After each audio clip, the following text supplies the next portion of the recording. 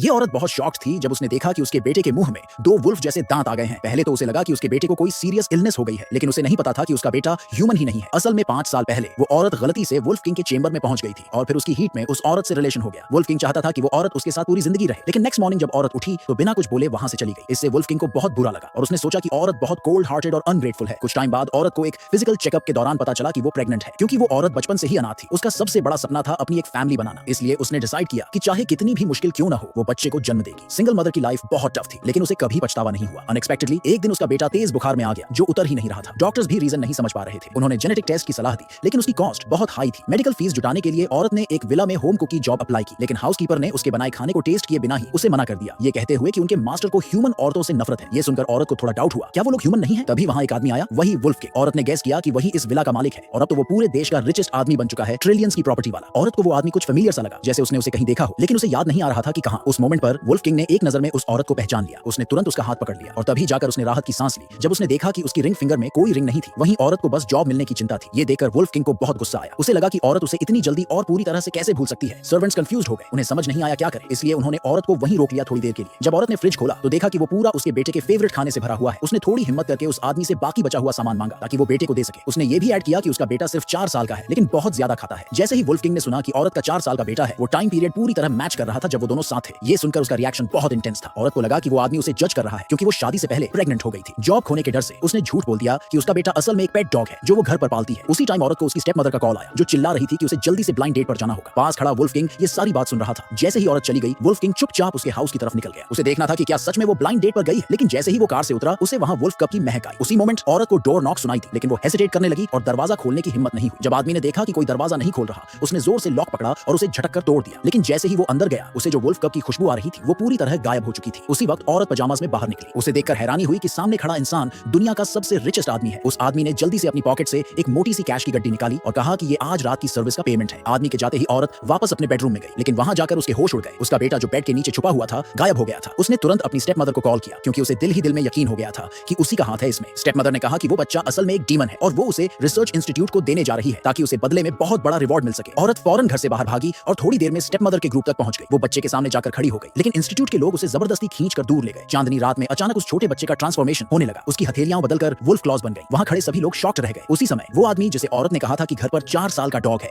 उसे कुछ गड़बड़ लगने लगी। उसे याद आया कि उस दिन उसके घर पर न कोई डॉग दिखा था और न ही उसकी स्मेल आई थी। अब डाउट से भरा हुआ उसने तुरंत अपने असिस्टेंट को भेजा कि जाके दोबारा चेक करो। उधर औरत की हालत बिगड़ती जा रही थी। रिसर्च इंस्टीट्यूट के लोगों ने उसके बेटे को जबरदस्ती उठा लिया था। औरत बुरी तरह लड़ रही थी अपने बेटे को बचाने के लिए, लेकिन एक स्टाफ ने उसे जोर से धक्का देकर जमीन पर गिरा दिया। उसी क्रिटिकल मोमेंट पर वो आदमी वहां टाइम पर पहुंच गया और फिर वो ट्रांसफॉर्म होकर बन गया असली वुल्फ किंग।